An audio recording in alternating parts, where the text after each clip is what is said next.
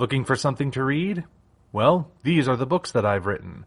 Hop on down to the description to find the Amazon links for all 4 of them, and keep your eyes open for more in the future. With that said, on to the video. Hello ladies and gentlemen, I am the Omni viewer, and welcome to Genre Bender's Obscurities and Flawed Gems, where we look at the best stuff you've never heard of. Over the past 5 years, Mac McClintock has been releasing kaiju figures under the banner of Titanic Creations. But these are not licensed characters, no. These are original creatures with designs courtesy of Dope Pope with their own distinct mythologies. Just to get everyone caught up, here they are in order of release. Titanicus, a tremendous sea monster who looks like somebody combined a dinosaur with an iceberg. His claim to fame is sinking the RMS Titanic, though his motivation for that attack remains a mystery. Nosferadon, an alien creature with supernatural powers akin to that of a vampire. Despite his frightening countenance and abilities, he is actually a benevolent protector rather than a vicious destroyer. Skureaus, a biological superweapon created millennia ago in ancient Egypt for an unknown purpose. It combines the worst parts of the desert's deadliest animals. Griffixis, an extraterrestrial pathogen of unknown origin. Currently taking the vague shape of a mythological griffin, it lives only to assimilate and become the ultimate life form in the universe. If you want to know my individual assessments of each one, I'll provide links to the previous videos in the description. The thing is that I didn't just review these 4 as collectible figures. Between the accompanying trailers and comics, it was clear that more effort was being put into these 4 than just making cool designs. They were meant to be characters capable of starring in a story. That story has finally arrived. This is Soul War, and it is the proving ground to see if these creatures have staying power. The year is 1942, the Second World War is in full swing, and history is about to take an unexpected turn. It begins with 4 seemingly unrelated events. In the Bavarian forest of Germany, a teenage boy named Wolfgang, Wolf for short, is searching for his parents, who were imprisoned by the Nazis for sheltering Jewish fugitives. With him is the alien Kaiju nosferadon, who is happy to help in the search, but who also warns of a looming threat from the stars that will soon land on Earth.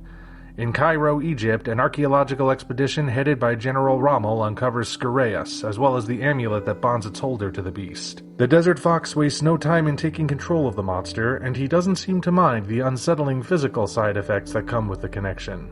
In Colorado, USA, Park Ranger Benson has a run-in with Griffixis, who has just arrived on Earth via meteorite, and his futile yet valiant attempt to kill it brings him in contact with a government organization known as Serenity. And somewhere in the Atlantic Ocean, Titanicus stirs after a 30-year slumber and makes a beeline for Africa, destroying any ship that gets in his way. When these 4 plotlines finally intersect, the world will never be the same. Before we get too far into this, what about the origin comics for Titanicus and Nosferadon? Do people need to read those first? Personally, I would say yes. While brief summaries of the events from those comics are provided at the beginning, it is still assumed that you already know those stories, so no attempt is made to catch the reader up within the book proper. That's especially true for Wolf and Nosferadon, whose connection goes completely unexplained unless you've read Nosferadon's origin comic. Then again, it's highly unlikely that you would be reading this comic without knowing at least something about the Titanic Creations kaiju, so you've probably already read those comics anyway. If not, Soul War might leave you wondering about certain details. That being said, I've been covering these figures for a while now, and I assume you've been following that coverage, so we're all set to dive in. In terms of plot, Soul War is something you don't often see in the kaiju genre.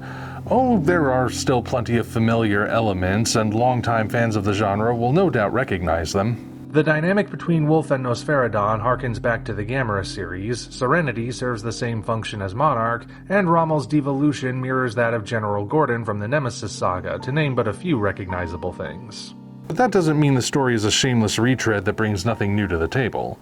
After all, the same ingredients can be used to make very different meals depending on how you use them. The most significant ingredient in this case is the setting. We are in the thick of World War II, a period we rarely see kaiju show up in since they're usually considered an atomic age phenomenon. Specifically, we are in 1942, and this is important in its own right because that's considered the turning point of the war. With that in mind, it's a good time to introduce an element to the world that changes everything, an element like kaiju. The setting also directly informs aspects of the human characters. Obviously, the main human antagonist is Rommel, a historical figure whose actions in life were every bit as horrible as you've heard. Having him come into possession of a weapon that physically mutates him into a monster is just an enhancement of the evil that was already there. On the opposite side is Wolf, who finds himself confronting the Holocaust directly. Interesting though, Wolf might not be Jewish himself. Yes, his parents have been taken and shipped off to the camps, but this is because they were hiding Jewish refugees. We only get one hint that they may have any Jewish heritage thanks to the stylized writing on a locket belonging to Wolf's mother, so there's an ambiguous connection, but it's not a blatant one. Of course, the fact that he's not obviously Jewish is significant, because his goal is not to end what will become history's most infamous war crime. Sure, he frees a lot of people who otherwise would have suffered horrible fates, for the moment at least, but he doesn't really seem to care much about that at first. He only seeks his parents, and the greater significance of his actions doesn't really register in his mind until midway through the tale. But you can't really blame him because he is still a kid. Naturally, he's going to prioritize his own desires over that of others. And besides, he has an arc, he grows, it's believable. The 40s setting even plays a role in telling us something about Benson. After all, he's a black man in an era of rocky race relations, something he is all too aware of, but he doesn't let that stop him from always persevering. Just to be clear, this comic isn't hyper-political, is it? No. It does have political elements, but nothing that would drive away the average reader. Stuff regarding the Holocaust and era-specific racism are used as part of the story, providing motivation and insight into the characters rather than being an excuse to spout rhetoric. As for the presence of actual Nazis, this book has more in common with Indiana Jones or Captain America than it does with Schindler's List. By the end, Rommel has completely abandoned any agenda connected to Charlie Chaplin's look-alike and is ready to assert himself as the new lizard bug overlord of the world. That's pure pulp right there, and I defy anyone to make sense of it in terms of a modern political agenda. The whole point of it is to show the inhumanity of evil by showing it turn someone literally inhuman, and that's a matter of morality, not politics. But what about the monsters themselves? After all, this is where we're supposed to find out if they can stand alongside the likes of Godzilla, Gamera, and King Kong. So, does the comic present them as compelling heroes and villains? Without a doubt, the big star here is Nosferadon. First and foremost, his bond with Wolf is the emotional heart of the story. It's not that of a boy and his dog in either direction, nor is it entirely one like siblings.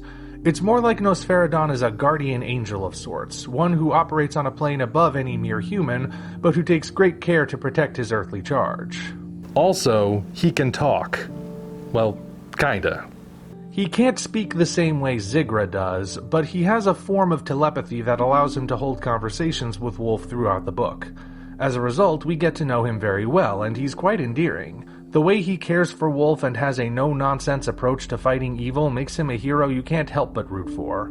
We also finally get to see his primary attack, the Soul Beam, which can rip the soul right out of your body. Actually, this is not just an attack, but also how he sustains himself, though he only uses it against the truly wicked. A lot of people, myself included, have already said Nosferadon is their favorite of the TC Kaiju, and if he's not yours before you read the comic, he'll probably win you over by the end. Serving as a dark mirror to Nosferadon is Skureaus. Despite having a similar origin to Nosferadon in that both were engineered to be weapons, Skureaus is an unfeeling dealer of death. He's described similarly to Mechagodzilla, behaving more like a machine than a living creature, embodying only the will of whoever controls him.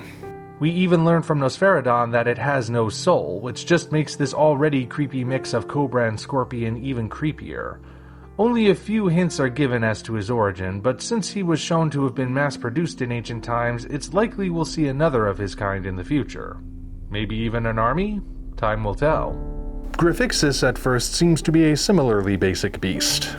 Being described as a pathogen that seeks to consume and evolve, you might think that it's nothing more than a mindless eating machine. Yet it too has avatars through which we get a look into its mind. Griffixis takes over the bodies of two teenagers, mutating them into eerie caricatures of people, and they accompany the monster wherever it goes. So first of all, that's a clever inversion of the Shobijin, but there's way more to it than just having a reference for its own sake. Whenever the kids speak on Griffixis' behalf, they speak like, well, kids. This subtly implies that Griffixis has a childlike mind, and it may not be evil in the truest sense. Perhaps it's more akin to a psychopath with no understanding of morality. It just knows what it wants and will do anything to get it, even if that means harm to others. So basically, imagine if Frankenstein's monster was totally lacking innocence, and you have Griffixis. It knows what it's doing, but it doesn't see those actions as wrong, making it a truly insane monster. That leaves us with Titanicus. Curiously, he's the only kaiju in the book that, as far as we know, has no human link. He operates entirely on his own, and thus functions as an unknowable force of nature. Much like the MonsterVerse version of Godzilla, Titanicus is a good guy, but not in the same way nosferadon is. His priority is stopping his foe no matter what, and if he causes damage in the process, that's just too bad for the people who didn't get out of the way in time. Heck, the fact that he sunk the Titanic still hangs over the story as a lingering question, leaving us to wonder what it is that really drives him. That's not a bad thing, mind you. The point is clearly to have him be more of a mysterious anti-hero, and a final tease at the end hints that there is more to his backstory that will be revealed in the future. In short, the book does a great job of characterizing them. Now, I speak from experience when I say that introducing new characters into the world is not easy, but Soul War does it splendidly. Officially, the Titanic Creations Kaiju are more than just cool designs. In fact, depending on how well things go, they could be true icons in the future. Now, the book does have a few issues here and there that need addressing. For starters, while the art looks great, the monsters only have two facial expressions, mouth opened and mouth closed. There's really no variation in that department, and it would have been nice to see a little more emotion from their eyes or something. Kaiju sizes also tend to vary depending on the shot, and they don't entirely line up with the stats included in the book. For example, Skureaus is supposed to be taller than Titanicus, but most shots depict him as significantly shorter. Maybe the aim was to be impressionistic like Primal, but if so, I don't think it quite landed. The fights still look cool, but more expression and size consistency would have made them even better. One major character is also handled very oddly. When we're first introduced to Serenity, a discussion is held about bringing Benson to deja vu, and we're given no context for what that means beyond it somehow erasing his memory.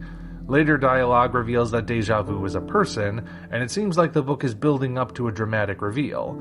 Then deja vu appears suddenly in a later scene and is just there from that point onward, making his reveal anticlimactic.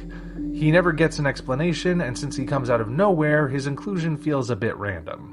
Bear in mind, though, I'm saying this in the hopes of being constructive. The book is overall good, it's just got a few issues that I hope will be improved upon in the next graphic novel. And given how the Titanic Creations crew seems to be very good at listening to feedback, I have no doubt that such improvements will occur. Soul War is the culmination of everything Mac McClintock has been building over the last 5 years, and I would say it was well worth it. This book proves that these 4 original monsters can hold their own in a proper story, and they deserve the attention of the kaiju fandom at large. Of course, this is only the beginning.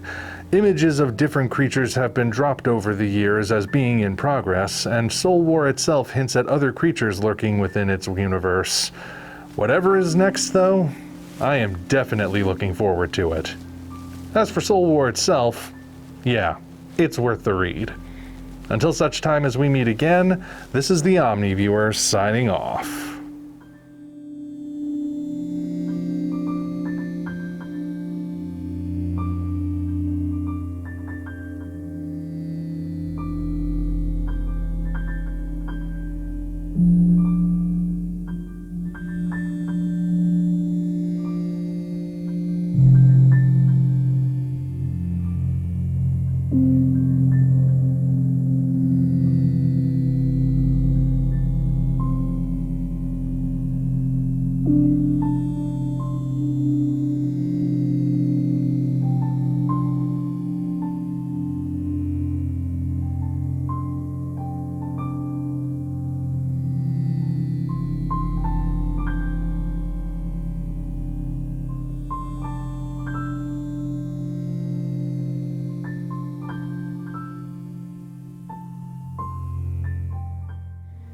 There have also been quite a few hints dropped that Titanic Creations has a lot of plans for Gorgo ever since they acquired the license.